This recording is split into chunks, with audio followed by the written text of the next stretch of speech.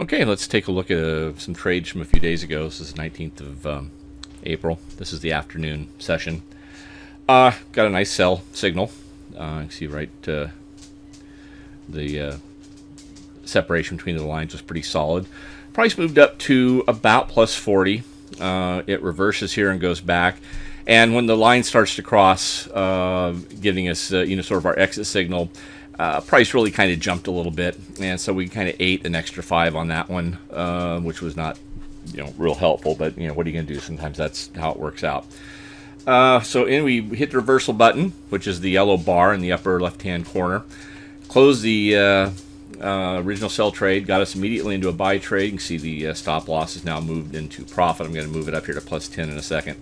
Just to let you know, coming up, there's going to be kind of a glitch in the video. I actually lost my internet connection for a few minutes and had to wait for it to get restarted and rebooted. So it's just kind of a rather jarring, abrupt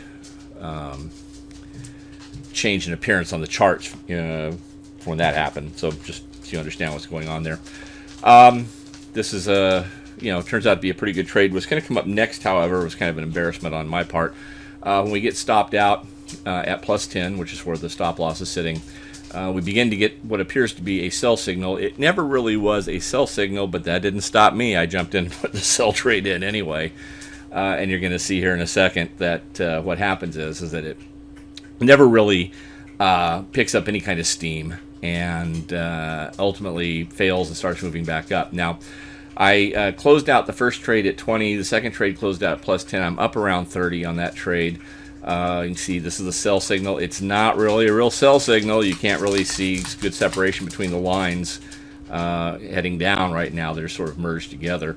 But it does now, in fact, turn around and start moving in the other direction. And what will happen is I'm going to end up hitting the reverse button again and closing out the sell trade for about a 15-point loss, and now I'll be in a buy trade. Now I was up about 30, so I gave back 15. You can see I've already moved the stop loss to break even.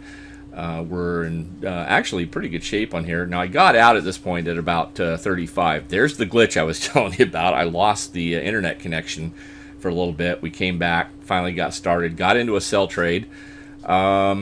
And currently sitting just a hair below 50. And normally I go for 50 in a session. That's my goal. If I can get 50, I've had a pretty good session. This is trading the US 30, obviously. Well, what happens here is price doesn't really cooperate, comes back, stops me out slightly past break even, just enough to cover the spreads and the commissions and whatnot.